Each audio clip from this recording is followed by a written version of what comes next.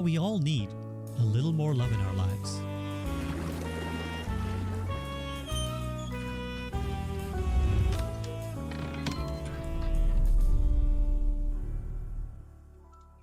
Now I'm going to talk about Sophie's love in this video because obviously it's not only the most prominent part of the film, but her love is also the most powerful force in the movie.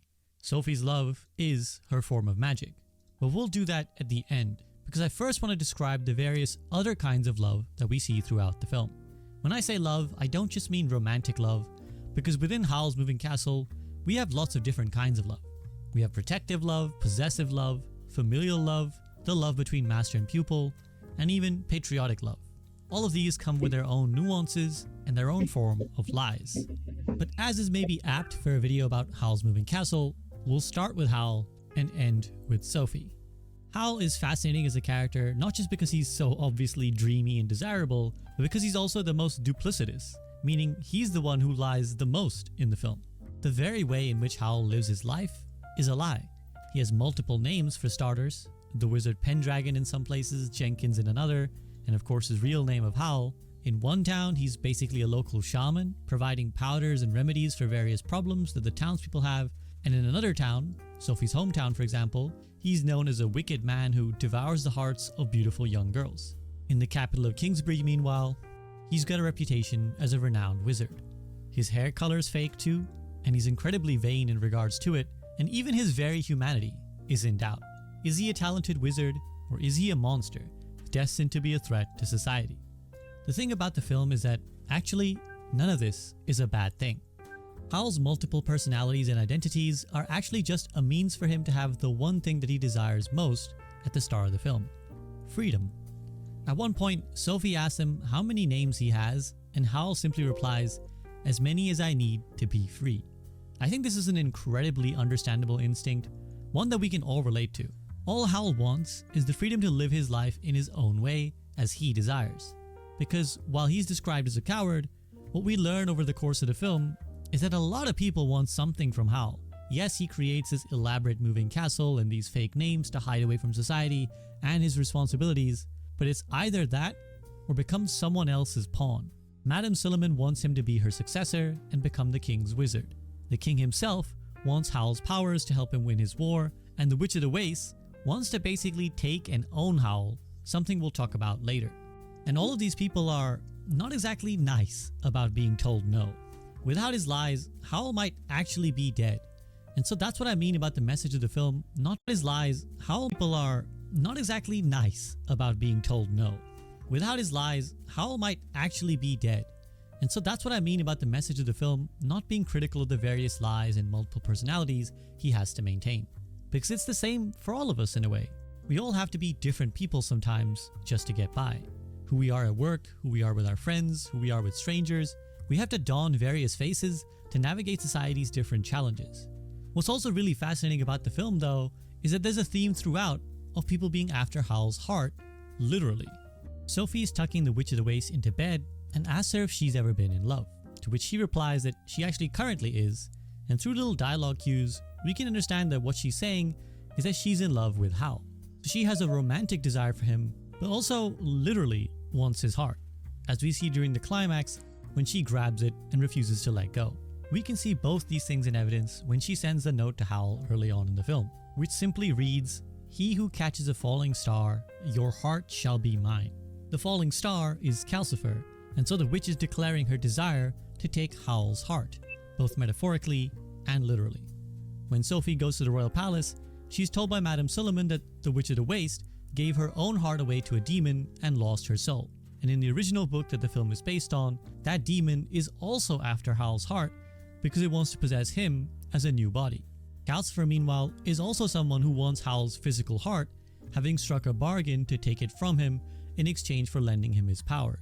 And yet, paradoxically, despite all of this, Howl is also accused of not having a heart.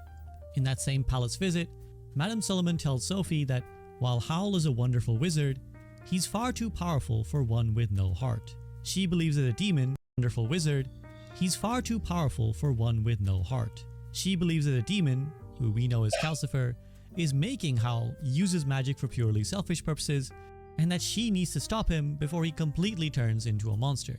This is one of the central recurring themes in the film, and what I think is so brilliant about Howl's moving castle. I'll call it the paradoxes of personhood. The idea that people are two or more contradictory things at the same time is actually just taken as a fact of reality in the film. Much like the castle he calls a home, Howl is everything, everywhere, all at once. That's why the castle is also the central metaphor of the film. The castle is simultaneously in Port Haven, in Kingsbury, and marching through the waste, and yet also it's in none of these places when it chooses to be. It is a castle, and yet also a humble home to a bunch of unruly boys. It's a magical, powerful force, and it's also a pile of junk that's barely being held together. It is at once sophisticated enough to keep its owner protected from the most powerful wizard in the land, and yet easily found and entered by a feeble old lady. These various facets of the castle are not contradictions. They are all a part of the whole. All of these things are the castle. And the same applies to Howl. He is at once a monster with no heart, but also a beautiful, charming wizard who every woman wants to love. I think this is the film's message to and for all of us, that we all live like this. We all have within us multiple selves, and we often struggle to accept what we really are. All of these can be very different, but that doesn't mean that they're contradictory. We are all of these things and none of these things. We don't need to define ourselves as only being one way. Where the film goes one step further is in how true love ties in with all of this. As I said earlier, there are forms of love that aren't romantic, and the witch's love for Howl, for example, is what I'd call possessive love. She's not particularly interested in who Howl actually is. She's after some rather superficial things, namely his charming appearance and just the literal taking control of his heart. We see the end of the film that the witch quickly moves on to the turnip-turned-prince when she sees how handsome he is. Her love for Howl is not genuine, and so she's only able to see him how she wants to see him. Similarly, Madame Suliman's accusations are rather ironic because while she accuses Howl of being selfish, she herself only wants to use Howl. She wants him to replace her, but not just that, it's clear that she too wants to own and possess him. Throughout the palace, she's made a bunch of imitation Howls, little boys who look exactly like him. And at one point, when she forces Sophie's mother to be a spy for her, even the secret agent driver she sent looks like Howl too, this time more like a teenage version. So Madame Suliman too is only able to see Howl as a weapon, as something to be used for its power, and she keeps trying to create versions of him in the hopes of having this one thing that she craves.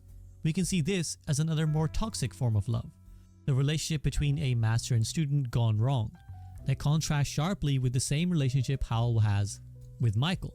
We'll talk about that later in this video. Now compare all of this with the love that Howl shares with Sophie. Sophie doesn't try to see Howl as one thing, and she very easily could. After all, her impression of him is initially based on his reputation that he's an evil wizard who steals the hearts of beautiful women. But when she actually spends time with him, she learns to accept him for all his quirks and personality traits. In the monologue she gives back to Madame Suliman, she tells her that yes, Howl is selfish and cowardly and unpredictable, but he's straight as an arrow, and all he wants is to be free. She believes that he won't turn into a monster, and even when later in the film she sees that that's a possibility that could come true, she simply tells Howl, "I don't care if you're a monster, I love you, I just want to help you." Sophie, unlike basically every other woman in Howl's life, accepts him for who he is: the monster, the wizard, the coward, the hero, the beautiful man, the petulant man-child. And that's a funny part of this too, because Howl is at once an adult and a child. This contradiction exists in two ways, physically and metaphorically. Let's first talk about the metaphorical, which is how Howl behaves like both a child and an adult. He seems to shy away from responsibility like a child might, but is also so powerful that he's able to hinder the war effort basically single-handedly. We meet him in the film as a hero who's in control and literally sweeps Sophie off of her feet, but then he's also hiding from his own problems and has Sophie fight his battle with the king for him, and tellingly, while pretending to be his mother. Sometimes he's incredibly calm and in control, but then sometimes he'll throw an absolute tantrum over something small, like when his hair is dyed the wrong color. That's because, like everything else, Howl's heart is a paradox too.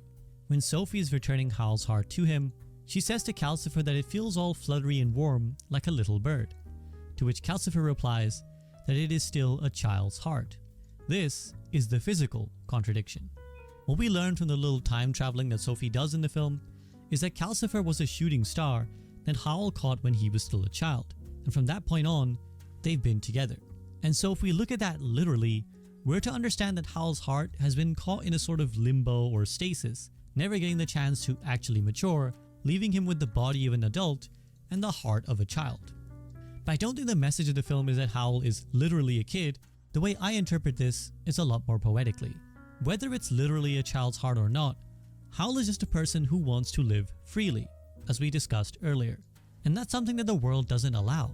The world is constantly putting burdens and expectations on all of us, crushing our hopes and our optimism till we become worn down and jaded. This is basically the process we all inevitably go through in changing from optimistic, bright-eyed children to world-weary adults. But Howl resists all of that in an attempt to live how he wants to live. And so Howl's desires are in some way childish in that they don't want to be shackled by society's responsibilities. But again, paradoxically, the film ends with Howl accepting that he does have certain responsibilities. He can't run away forever, and once again, it's love that allows him to unify his childish desires with his adult responsibilities. It is his feelings for Sophie that give him the courage he needs. And we see that when he's able to confront Madame Suleiman, and he tells Sophie, "Your presence gave me the courage to face her." He even goes further and tells her that, "You saved me. I was in big trouble back there," because Madame Suleiman tries to expose the monster within Howl. She tells Sophie she's going to show her who Howl really is, and forces the monster out from within him. But Sophie calls out to Howl and reminds him that he doesn't have to be this creature Madame Suleiman maintains he is. But that's how she's able to save and unify Howl. Later, it is for Sophie that Howl goes out to fight, and he says flat out, "I finally found someone I want to protect. You, Sophie." His love for and the love he gets from Sophie is what saves Howl from falling into the trap of viewing himself as just one thing. He's not just a child or an adult. He's not just a coward or a hero. He's not just a monster or a wizard. He is all these things. And Sophie is the only one who understands and accepts all of this, which is what allows Howl to learn to accept and love all of himself. Now, isn't that a beautiful message? Let's talk next about the Witch of the Waste, who also shares these literal and metaphorical contradictions. Most obviously, there's her age. When we first encounter her, she's a relatively young and vain woman who tries to keep an air of mystery and arrogance about her. But after her encounter in the royal palace, she's forcibly turned into her real age and becomes a feeble, senile old woman. Age is actually a really fascinating theme in Howl's Moving Castle because the film has such a fluid relationship with it. Firstly, I can't think of another animated film with so many cool, powerful old women in Madame Suleiman, the Witch, and of course, Sophie. But with the latter two, their age shifts a lot throughout the film, both literally and metaphorically. Like we just discussed, the Witch's age is forcibly changed, but her behavior changes a lot too. For large chunks of the film, she's helpless and barely in control of her senses. When Sophie takes her in, she's like this sweet old grandma that can't do anything for herself. But then in this scene, when Sophie's mother arrives, the Witch of the Waste suddenly kicks into action. Not only does she instantly sense the threat from Madame Suleiman's bug and takes care of it, but look at how physically nimble she is all of a sudden. She not only deals with this threat, but then she pulls out a goddamn cigar and starts puffing it up like a mafia boss. She suddenly becomes really sassy and demanding too. A couple scenes later, she shows off her powers of premonition again when she warns Markle that if he opens the door, Madame Suleiman will find them, and that's exactly what happens. And yet, after all of this, she goes back to being kind of feeble and senile, clutching onto Howl's heart like a moth to a flame, even at the risk of ruining everything for everyone else. Once again, I think love is the unifying factor here, and we'll talk a lot more about this when we get to talking about Sophie. But I think the Witch is at her most lucid when she's motivated by love. After catching the worm spy thing that Madame Suleiman sent, the Witch proudly declares, "I won't let Madame Suleiman have Howl." Again, this is these two older women wrestling for a rather selfish, possessive love and control for Howl. But it is nonetheless love that springs the Witch into action. And when Howl returns, she's still lucid because she wants Howl to promise him that they'll have a little heart-to-heart conversation later, to which he agrees. But once that's over, she goes back to being kinda helpless. At the end of the film, when she's feeble and senile again, it's actually Sophie's love that gets through to her. We see that Howl is dying and Sophie needs to get his heart back from the witch, but she's holding on to it stubbornly. This is what happens when love becomes destructive. It will literally kill the object of her affection, and yet the witch won't stop holding on. But it's the perfect chance to contrast this with Sophie's love, who is warm, kind, and gentle. She softly walks over and asks politely, and when the witch refuses, she doesn't react with anger or try to force the heart away from her. She just shows her more love, hugging and asking again to please give her the heart back. And you can see the message of the film come through clearly here, because all of a sudden, the witch looks lucid once more as she says, "You really want this, huh?" And then quietly, she returns the heart back to Sophie. Where her toxic, possessive love is keeping her senile and threatening to ruin everything, Sophie's warm and compassionate love is able to get through to her and save the day. And indeed, it's Sophie's love that reconciles the witch's character as well. Because at the start of the film, the witch is basically the main villain of the piece. She's the one chasing Howl, she's the one who curses Sophie, and she's the one that sends that ominous note to Howl that burns itself into his table. So we as the audience might be inclined to hate her and think of her as the bad guy to be defeated. But I've spoken in previous videos at length about how Studio Ghibli avoids portraying good and evil and painting any character as an unambiguous villain. So you can go watch those if you want to know how and why this happens. Also, while you're here, since you've watched this video this far, please do consider subscribing to the channel and supporting me directly via Patreon. I try to keep all my videos ad-free, so if you want to help me keep this channel as purely a place for honest, heartfelt video analysis, then please consider signing up. The link to my Patreon is in the video description. Patrons also get lots of benefits like early access to videos, so please do consider supporting. Now, going back to the witch, we once more see a demonstration of duality here. She starts as the villain, but ends as part of the family, thanks to Sophie. She's old and young, senile and lucid, protective and a threat, selfish and giving. Like pretty much everything else in the film, she defies easy categorization because human beings are not like that. We are very rarely just one thing, we're always many parts of a whole. Next, let's round out the family by talking about Markel. Markel, of course, also has a duality to him, but despite being an actual kid, he also has a really interesting relationship with age. While normally Markel looks like, well, a kid, when he faces customers, he puts on this appearance, that of an old man. He even speaks in this voice that he obviously thinks makes him sound old and wise, but it's just kind of super cute for us watching. He doesn't explicitly explain why in the film, but in the book, Markel, or Michael as he's named originally, talks about needing to use this older appearance so that he'll be taken seriously. Even though in the book, he's a teenager, he worries that if people see such a young-looking wizard's apprentice, they won't think much of him. This is a really interesting contrast to how a lot of characters feel about old age in the film. For example, the witch. She's desperately trying to look younger so that she can feel glamorous and beautiful. Similarly, Sophie is initially of the opinion that looking old makes her undesirable, though she never felt that beautiful in the first place. I think this is a really poignant illustration of basically how the grass is always greener.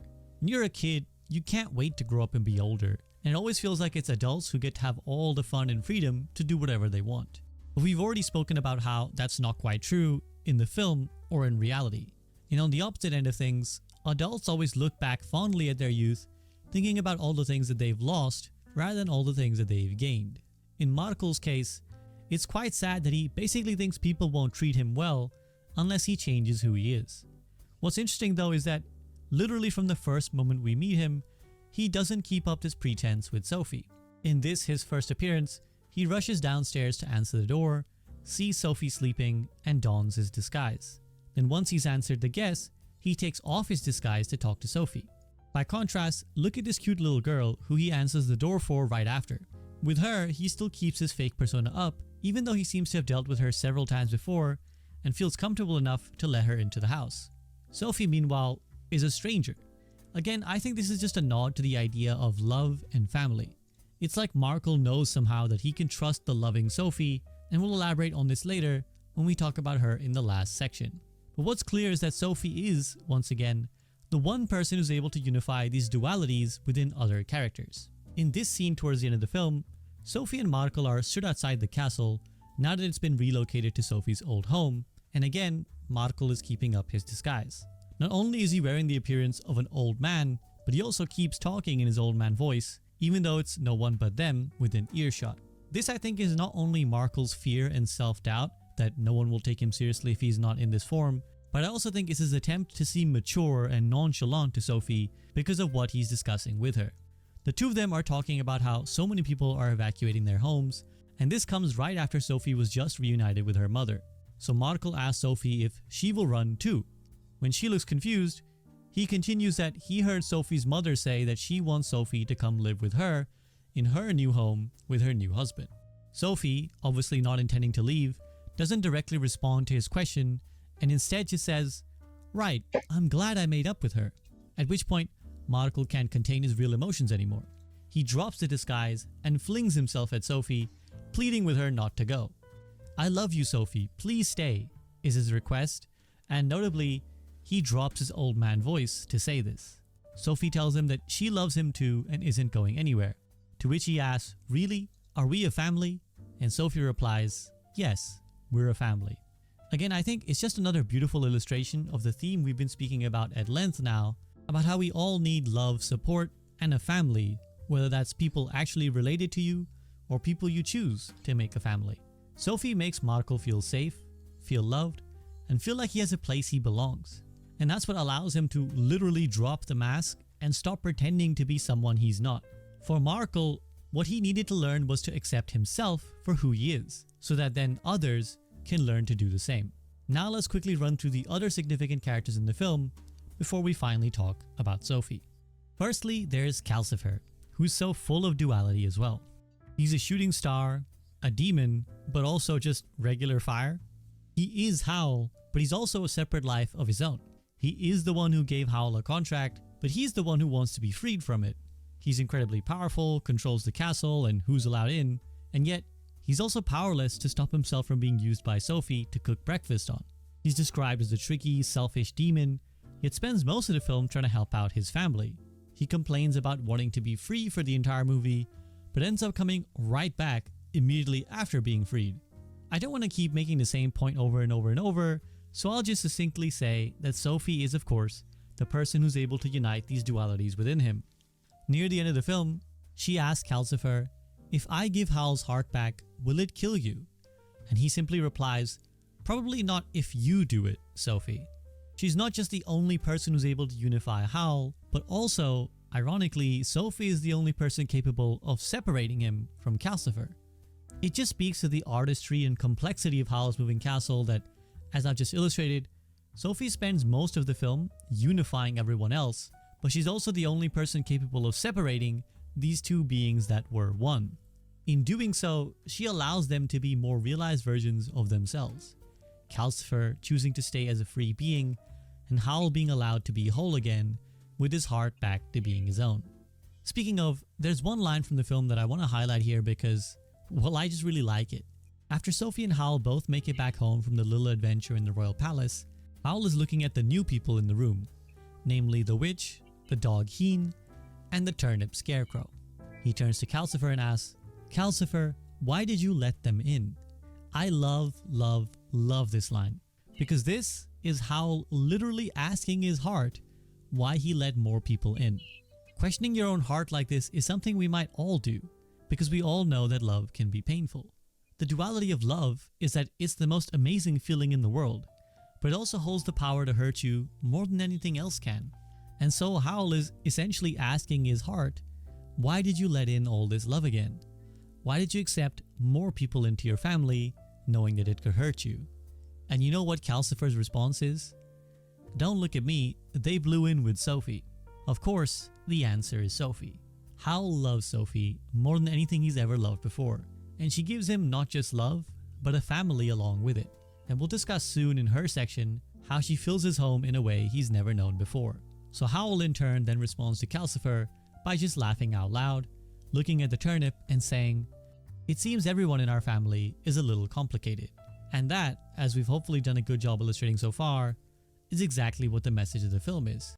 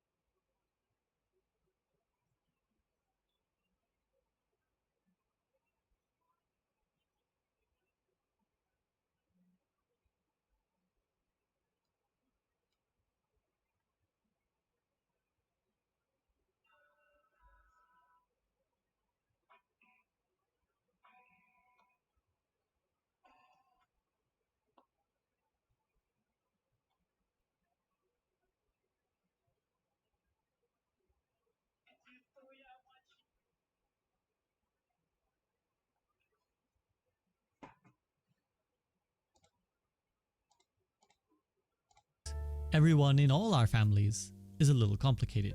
Again, in the interest of time, let's quickly tick off the duality in the remaining two family members. Heen the dog is Madame Suleiman's pet, and yet he actually sides with Sophie.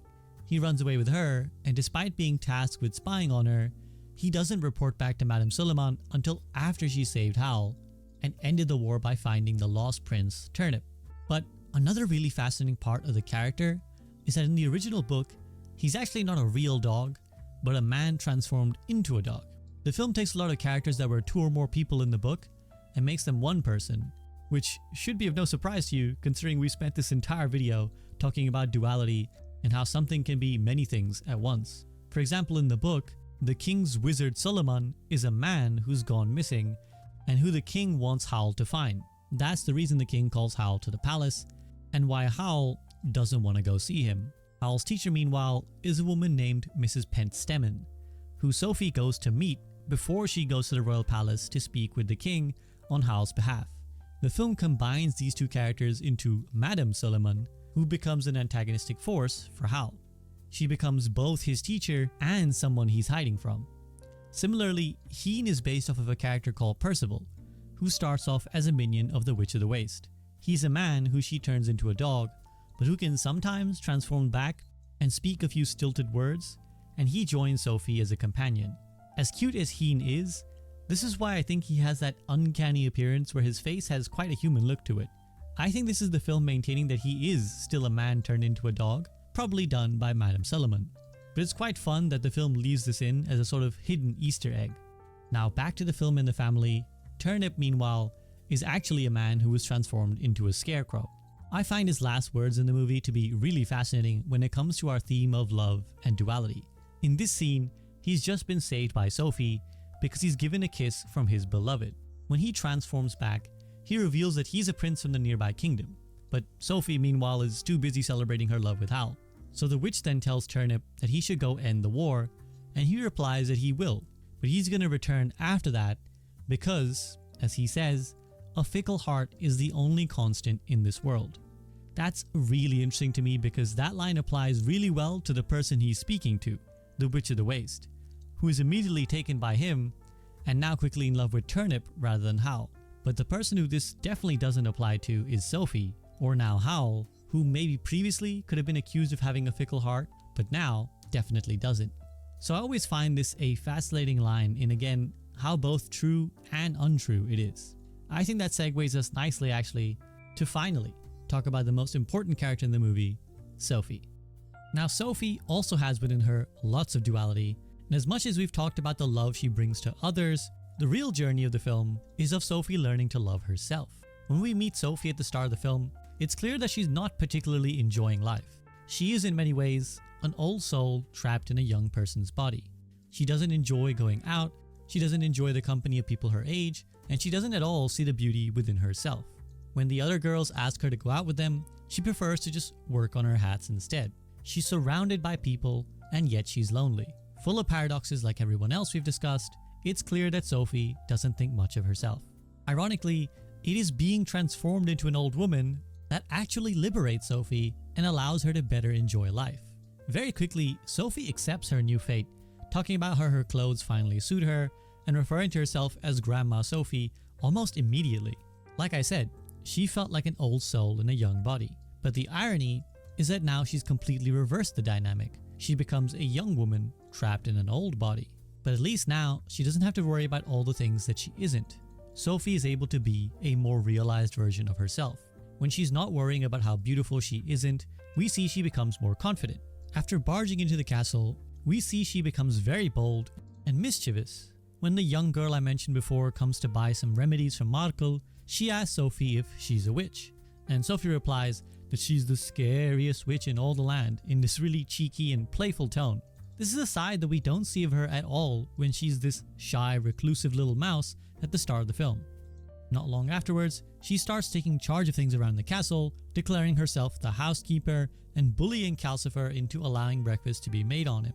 Again, what I think is going on is that Sophie is now free from the burden of self-judgment that comes when we're younger. Especially at the kind of age Sophie is at the start of the film, when beauty and love are at the forefront of your mind, it's hard not to constantly worry about how others see you.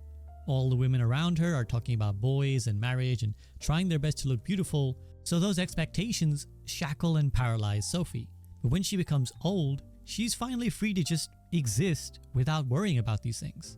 And ironically, it makes her more full of life and love for herself. Early on, when Howl is away, Sophie takes the castle to a nearby lake and she just enjoys the scenery with Markle, and she says, "I've never felt such peace." A few scenes later, they're in Port Haven and Sophie tells Markle, "Isn't the sea beautiful?" And he simply replies, "It's the same as always." As a young person, Markle is taking life and all of its beauty for granted. But now that she's become old, Sophie's actually learning to stop and smell the roses and appreciate the metaphorical beauty of the little things in life. But the problem of literal beauty crops up again when she has her first argument with Howl. After Howl's hair gets dyed the wrong color, he throws a tantrum, and in the heated exchange, he says to Sophie, "What's the point of living if you're not beautiful?" This in turn makes Sophie cry and run out the house as she says, "I've had it with you, Howl. I've never once been beautiful." This little piece of dialogue here is so key and central to understanding both Sophie and Howl. At the start of the film, Howl is vain and selfish. He only lives life for its external beauty. In the book, he's a serial womanizer, and Markle actually kind of refers to this in the film too. Sophie, meanwhile, is the opposite, hating her external self, but she's someone who's full of love and consideration for others. That's why she reacts so strongly to Howl's words, because to her, what Howl is saying is essentially, "Since you're not beautiful, Sophie, your life has no value."